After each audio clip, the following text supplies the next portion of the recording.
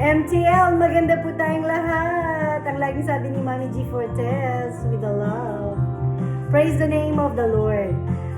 Of course, we are all beautiful, and the most beautiful is our heart, mga kaibigan. Purihin po ang Panginoon sa umagang ito. Magandang umaga, Amerika. Magandang gabi, Pilipinas. Magandang hapon, Dubai. At kung saan man yung hapon, ang laging sabi ni Mami G. Fortes ay, maganda po tayong lahat. Purihin po ang Panginoon sa umagang ito. Nawa po ay pagpalain tayo ng Panginoon sa umagang ito ng Tuesday dito po sa Amerika. At gabi po dyan sa Pilipinas. At hapon naman dyan sa sa Dubai na. Sa Dubai. Okay.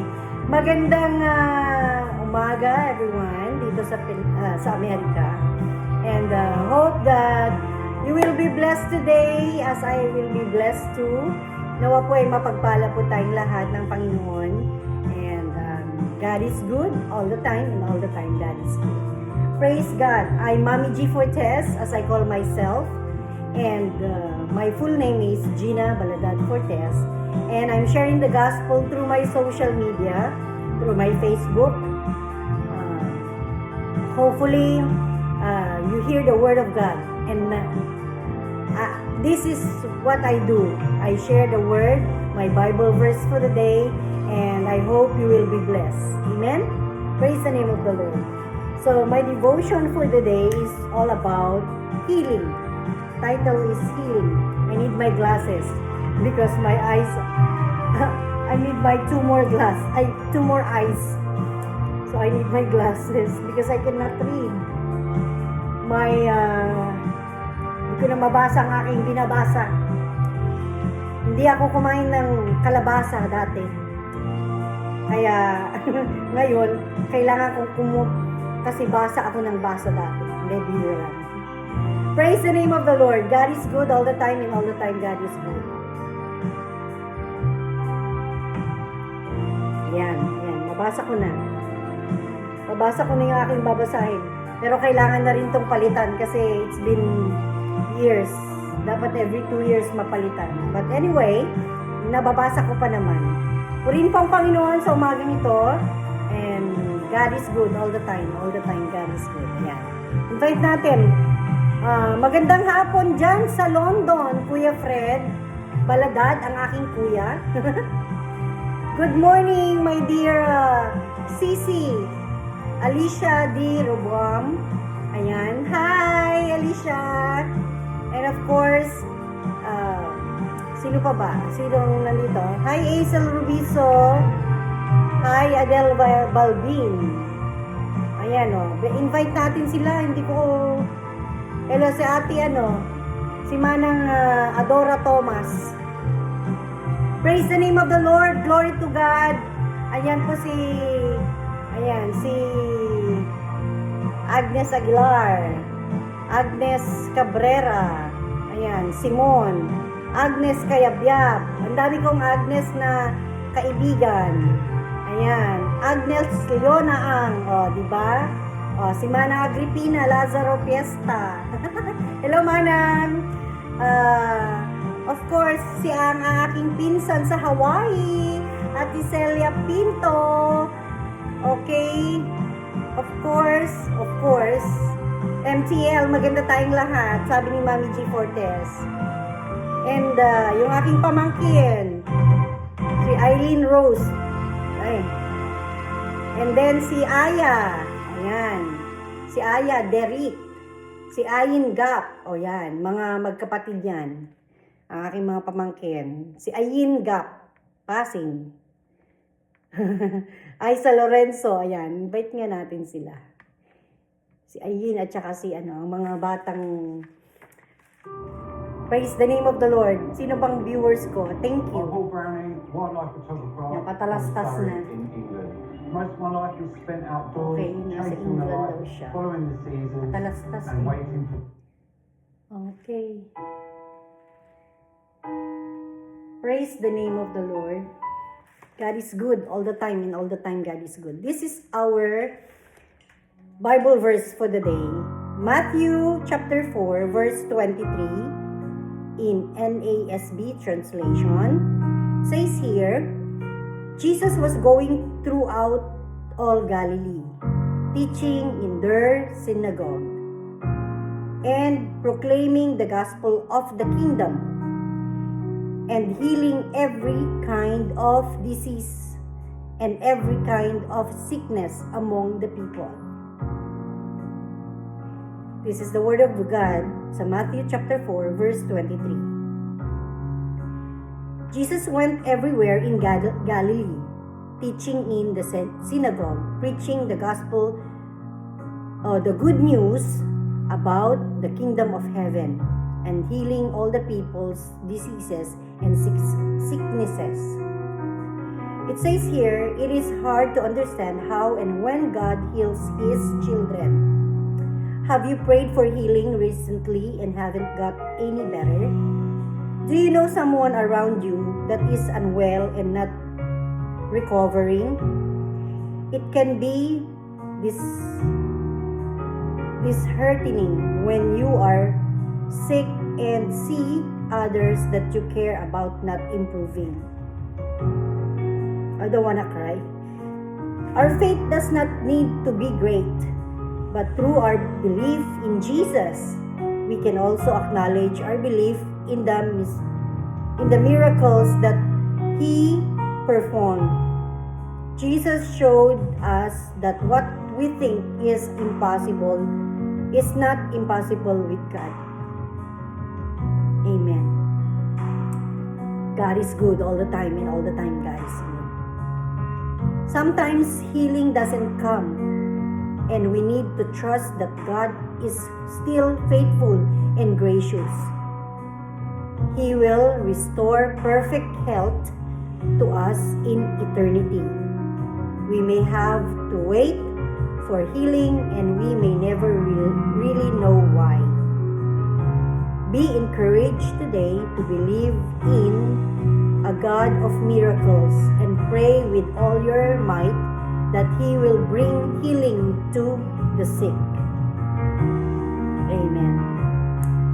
God is good all the time, and all the time God is good. All things with God, all things are possible. Just believe. So, purihin po ang Panginoon sa umagang ito.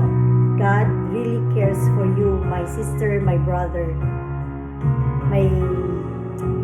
Kung sino man kayo na nanonood ng vlog na to, ng live na to, nawa maisipan nyo na kausapin ng Panginoon directly. Lord, I'm here, nakikipag-usap sa iyo because you have been good to us. I'm Mami G. Fortes, and I'm sharing my devotion, my Bible verses for the day. This is for me, and I'm just sharing it to you sa mga nanonood ng live na to, sa mga nanonood na nangangailangan ng panalangin. Kung kailangan nyo ng panalangin, i-message nyo po ako. I will pray for you. Ito lamang po yung magagawa ko sa inyo, na may pagpanalangin ko kayo, mailapit ko kayo sa Panginoon, and nakita ko yung kabutihan ng Lord. Nakita ko yung kabutihan niya sa buhay ko. When I accepted Jesus Christ as my Lord and Savior, I surrender everything to Him. And you know what? The devil is a liar. The devil is a liar. Sometimes when we are down, dun siya umaatake. The devil attacks us when we are in low. The devil attacks you, kapatid, when you are at your lowest point. Nangyari po yan sa akin. And the Lord is greater than the devil. The devil is used for us to put down. Kumbaga, ginagamit siya para tayo ay manghina. Ginagamit ang diablo, ang ibang tao, para tayo ay laitin. Pero you know what? Our God is great. Our God is greater than the devil. Jesus Christ, just let Jesus Christ lives in your heart and be filled with the Holy Spirit so that you will be bold and stand up with what you are doing sa buhay niyo. I myself, may times na talagang, sabi ko nga, nag-hibernate ako. Pag nag-hibernate ako at wala akong live at hindi ako ganito nag-speak sa inyo, nandun po na dinidevour po tayo ng devil. The devil devour us when we are in our lowest point of our life. You know, God is good all the time. Remember that, mga kapatid. God is good all the time, and all the time God is good. I remember when the times I was in my lowest point, I quit my job last year. January, I was so down. 6 months. First 3 months, I was so well, I rested. But at the end of, after the 3 months, I feel so down that I pity myself. I quit my job because I got stressed. I've done everything, you know, above and beyond as I do my work. But then at the end of the day, somebody was like, you know, the devil is using other people to put you down. That's why the devil is a great liar. You know, the devil is a liar. But you know, our God is greater than devil. Jesus Christ is greater than the devil. Our God is greater than him. Siya na nagpuput down sa atin. But you know, God is good all the time. And all the time, God is good. Just accept Him as your Lord and Savior. Accept Jesus Christ as your Lord and Savior. I know that God will always bless you, kapatid. Just because the Lord, if you accept the Lord Jesus Christ in your heart, and you surrender everything to Him, nandyan siya sa puso nyo. He lives in your heart. When I was in the lowest point of that time, you know, ang ginawa ko lang, I was just lying down, watching Netflix. I finished how many series of Korean drama. Kaya naging dramatic din ang buhay ko. Nandyan lang ako, nanonood. I just wanna finish but then I did not do what God wants me to do. You know, the Lord wants us to be strong in Him. We have just to believe, because with God, all things are possible. With God, all things are possible. Tandaan po natin yan, mga kapatid. Amen? Purihin po ang Panginoon sa umagang ito. MTL, God is good all the time, and all the time, God is good. Maganda po tayong lahat, and the most beautiful is our heart. Ayan.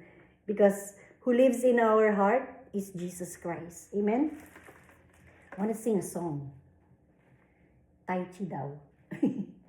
Start Tai Chi for Tai beginners Chi. over 50. Just 7 minutes a day. On February 23rd, we're starting the Tai Chi program for Tai beginners. Chi. Ayan, Build patalastas, strength and Tai lose Chi. belly fat with just 7 minutes a day. Mag-Tai Chi daw tayo. Dakilang katapatan. Ayan, hanap tayo ng music na iba. Wait a minute. Ayun. Heritage American on ABC. We need to get our money up. So then when I was getting my money up, my friend account. Matalastas. There. Thank you everyone for watching Mommy G for Tess. I'll be with you by Natasha Murray. I'm going to sing. Let me find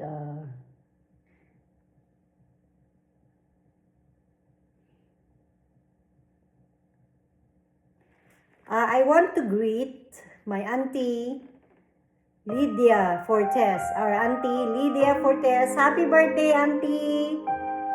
Nawa po ay mapagpala po tayong lahat. God is good all the time and all the time God is good. MTL! Maganda tayong lahat.